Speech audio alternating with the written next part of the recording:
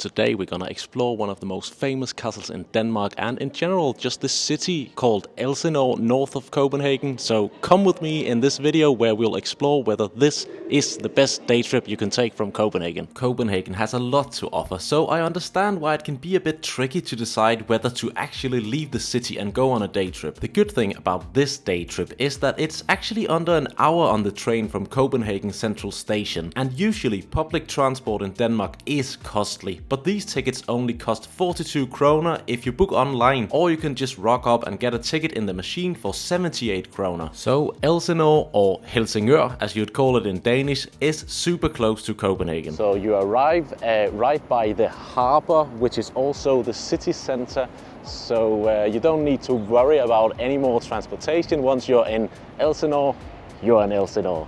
So I'm here with my girlfriend and we just talked about we need a cup of coffee now and maybe a little cake. I just found what looks to be a pretty nice little local cafe, so we're gonna head down there. And while we get a coffee, let me introduce the city of Elsinore properly. Elsinore is just shy of 50,000 inhabitants and it's the 19th largest city in Denmark. Because of its location right by the ocean, it's always been a vital city for Denmark for its strategic importance in controlling the entrance to the Baltic Sea.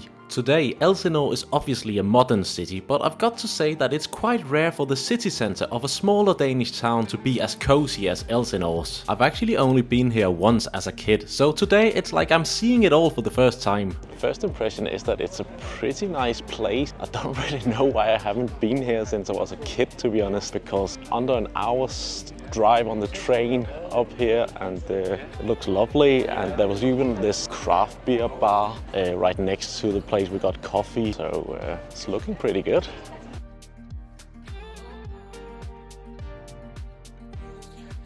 It's also funny, like when you listen to people, it's almost only Swedish that you hear here, because you can take a boat over from Helsingborg. It's like a bus route. They just go back and forth all the time, and I think it only takes like 20 minutes or something. So there's so many Swedish people here, and that's just pretty funny. While there are quite a few cool things to do in Elsinore, there's one thing we can't and should not ignore. One of the most famous attractions in Denmark and one of the best preserved castles in all of Scandinavia, Kronborg Castle. For more than 500 years, Kronborg Castle has been sitting at this strategically important location at the narrowest point between Denmark and Sweden, called Øresund.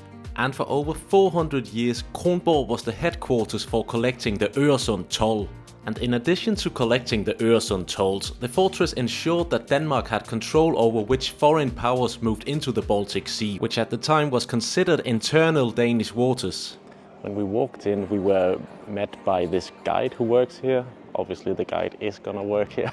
And she just told us a bit about where should you go, like, because they've only opened for another hour. She was like, you should probably start over there, head over to the church, do that. So that was a really cool start, and she told us a few facts. The castle was built by King Frederik II, who reigned from 1559 to 1588 after fighting a costly war against Sweden that Denmark obviously won, just as we do all the time in football nowadays. The Øresund toll funded the construction of Kronborg, which began in 1574 and took over a decade to complete. The castle was so beautiful that it became a bit famous all over Europe, and it even caught the attention of Shakespeare. Apparently Shakespeare himself didn't visit the castle, but some of his actors had actually performed for King Frederik at Kronborg, and they could talk about the impressive castle and the great feasts. So, over 400 years ago, Shakespeare wrote the tragic tale of the Danish prince Hamlet, a story inspired by the legendary Danish hero Hamlet and the Kronborg Castle, of course. So that's obviously why Kronborg is also known as Hamlet's Castle. I feel a bit stupid for not seeing more of my own country, but I guess if you guys like this type of content and you'd like to see more of Denmark, then let me know, because I definitely feel like I should get a bit more out in my own country. now look at this. So internationally, Kronborg might be best known because of the Shakespeare connection. However, for us Danes, Kronborg is incredibly important because of the guy who sits in the dungeon, or the casemates. Because when you walk down there, you'll find Holger Danske, which translates to Holger the Dane. The story goes that he's not actually dead, he's only sleeping, and whenever Denmark is in grave danger, he will wake up and save the nation. Actually, the most significant armed Danish resistance movement against the German occupation during World War II was named after Holger Danske. So while we Danes usually don't take ourselves too seriously, Holger is a pretty big deal around here. The day is not over, guys, but I've gotta say, just came out from Kronborg. What an experience. To be honest, I'm gonna say it here. The video isn't finished, but I'm gonna say it. This is a fantastic day trip from Copenhagen, and I wish that I actually had some more time, because I reckon you could spend at least 2 hours in there. There were also some guided tours for free numerous times a day. I think if you check their website, you can see when they are, and I reckon those are worth the money because they're free. So yeah, what a nice experience, and the day isn't over because Elsinore has more to offer right over there actually.